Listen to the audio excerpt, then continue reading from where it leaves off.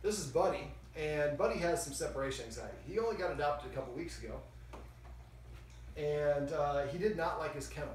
Now, palace, right?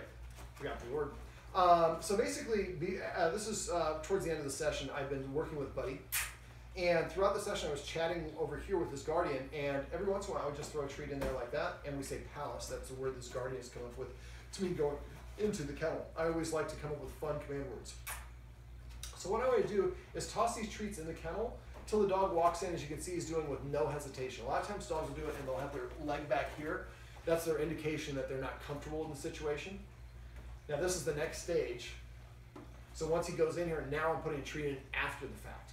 But what you want to do, your first stage for this is you want to keep on tossing treats in until your dog goes all the way in like he did without any hesitation, and he actually lingers there. Now, if your dog won't go in the kennel, it has a severe case, put the treat right here, but don't place it, throw it, because the dog's eyes are more attracted to movement. But first you might have to drop one here, then here, then here, and eventually just right inside and then further and further in.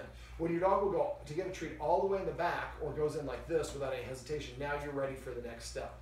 Now what I'm going to do in a minute is I'm going to let him leave and I'm going to throw a treat in there. I'm going to stand up. Hopefully my head doesn't get cut off in this video. If it does, you should be able to hear me, and some people might say that might be an improvement. But okay, only went halfway, so I throw another one in. So I'm going to come up here and I'm standing here to block it. Now for most dogs, the kennel represents two problems. Number one, I'm restrained. Oops, sorry, that was on me, I wasn't paying attention, bud. And number two, I am only put in the kennel when my guardian leaves the house. So now when I go in the kennel, that represents a negative. It's a negative association. So what I'm doing here is I'm trying to eliminate the two things dogs don't like. The guardian is just right off camera, right over here, and the door is open. Now I'm using my feet, my legs, to block him from exiting. I'm waiting for him to SIT. The instant that he SITs, I'm going to take a step backwards. Well, actually, let me rephrase that. I'm teaching puppy classes now, and I have puppy class in my brain. As soon as he SITs, I'm going to take a step backwards, because when he SITs, it's his way of saying, I'm comfortable enough in here to put myself at a disadvantage. And I want to communicate, I appreciate that when I'm moving myself a foot away. The next step is I'm going to wait for him, there we go, for him to LAY. Now, if he tries to come out, I'm going to rush towards this as my way of saying, I don't want you to leave. Now, he found the second treat that I put in there. Okay, now, you have to wait when you're doing this for the dog to LAY the first time, so don't do this unless you have plenty of time. The record for this is I have a dog once that took 1 hour and 45 minutes before it laid down.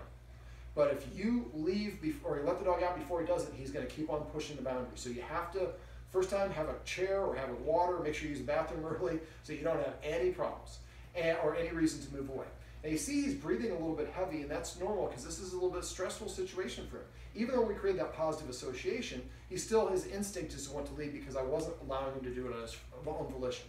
Now he doesn't know that sitting gets me to move a little bit further away. He learns that because every time he sits, I take a step back immediately after. The timing of that is really important. Now again, if he tries to come out, I rush forward, and then I wait for him to be not challenging or to SIT, and I take a step backwards. Now eventually he's going to LAY.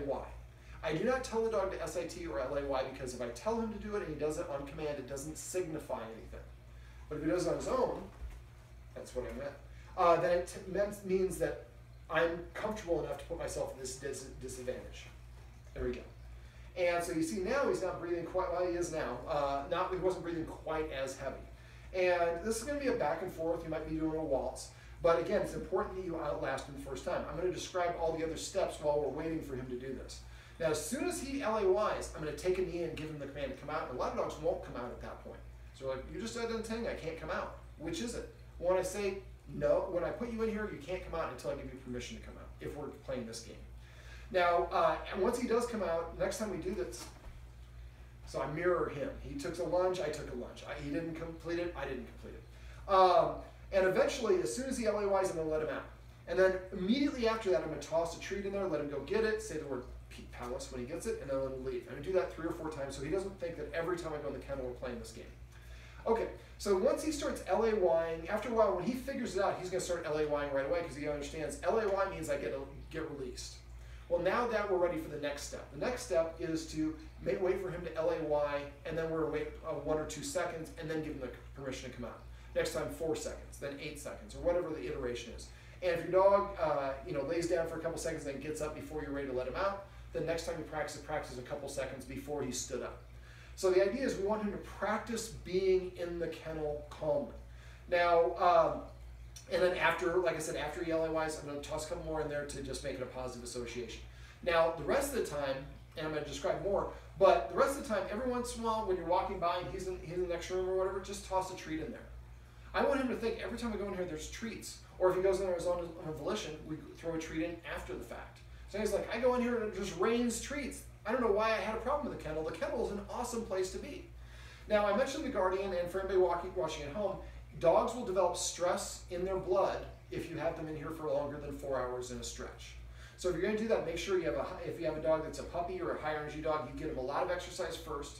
Make sure they get a chance to cool down and drink a little water and use the bathroom before you put them in here. You do not want to have to teach your dog not to go potty here. That's very difficult. Okay, so every once in a while, walk by and just leave a treat in there. So he walks by, every time he goes in there, good things happen. Another thing you can do is let him see you, toss a couple treats in there, and close the door with him outside. Now he's pawing at it. I want to go in there. I want to get those treats. We're creating a desire to go into the kennel. Another trick you can use is get a marrow bone or a bully stick or something, drill a hole through it, and then put a zip tie to the back of the kennel. Make sure you do it low. So the only place he can chew this is in the kennel. The door is open, but he goes in there on his own, and again, something positive happens. And one of my apprentices, one of the things, she has a friend that the dog gets a special toy, but the only place he can chew that toy, it's an edible, like a bull penis or something like that, is in the kennel. So she pulls out the bull penis, the dog runs straight to the kennel, knows I'm about to get one of those. So again, another way of creating a positive association. So we're going to do that sprinkled throughout the day, so it's independent of this particular lesson that we're doing here.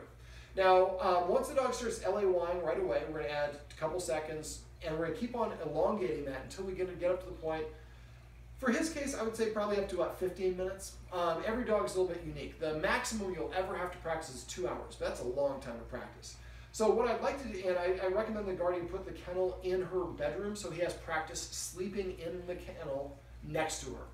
So he is restrained because the door is closed, but he's right next to his guardian, and he has practice being calm in the kennel while he sleeps.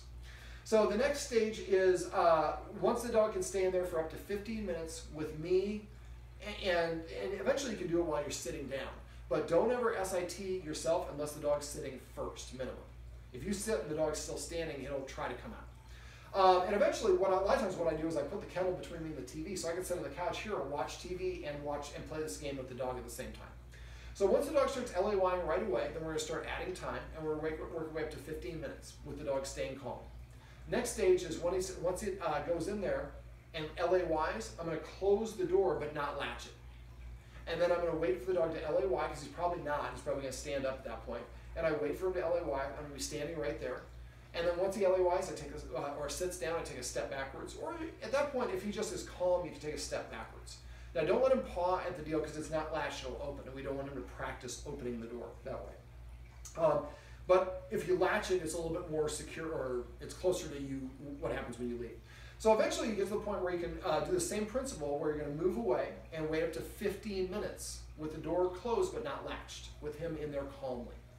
And if he starts panicking at a certain threshold, then back up and practice that previous threshold and not let him out. There we go.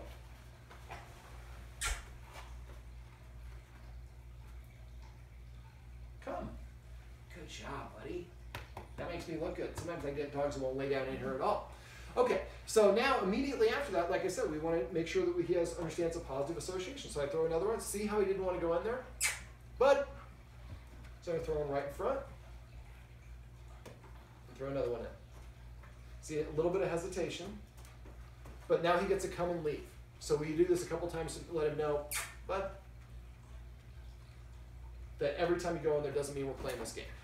Okay, so once we get to, so again, when the dog stops challenging you, you take a step backwards, or if it sits. When it sits, always take a step backwards. When it stops challenging you, take a step backwards as well. Just don't move so far away that he can sneak out, because that's practicing escaping, and then he'll keep on doing that. So at first you're only going to be staying maybe at 2 feet away, but eventually you're going to stay farther and farther away, and now he is practicing restraint because the door is open. And like I said, once you get to the point where 15 minutes, then you're ready to close it and start practicing again. You got to go farther now. No, keeps on bouncing back. Okay, so the next stage is you're going to close it and latch it. So you're basically doing this in 3 iterations. And eventually the dog should be able to stay in there for up to 15 minutes with the door latched while you're in the room calm and relaxed. Now, this is one step, everybody, along the process. I always say all dogs buddy, and this time it worked out. Sit, that's passive training. The next, now something else I talked to the guardian about off camera was teaching the dog how to stay. For the dogs, most dogs with separation anxiety don't have any practice being alone. So we're with them and we're loving them the whole time, and then we leave and go to work and put them in the kennel, and they go from 100% access to us to 0. So I showed the guardian how to teach the dog to stay using the 3Ds, first for duration, then distance, then distraction.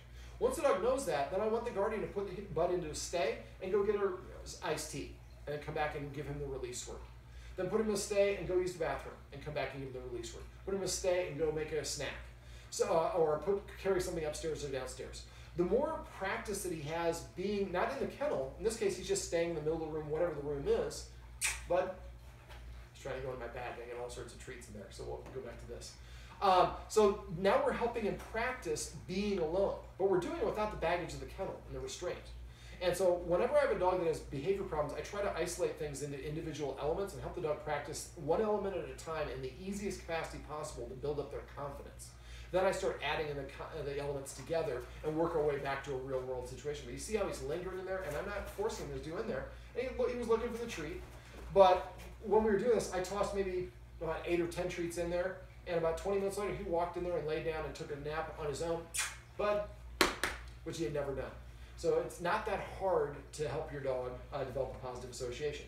Now, one last little thing before I wrap this video up, Palace, is dogs with separation anxiety typically recognize the steps that precede us leaving.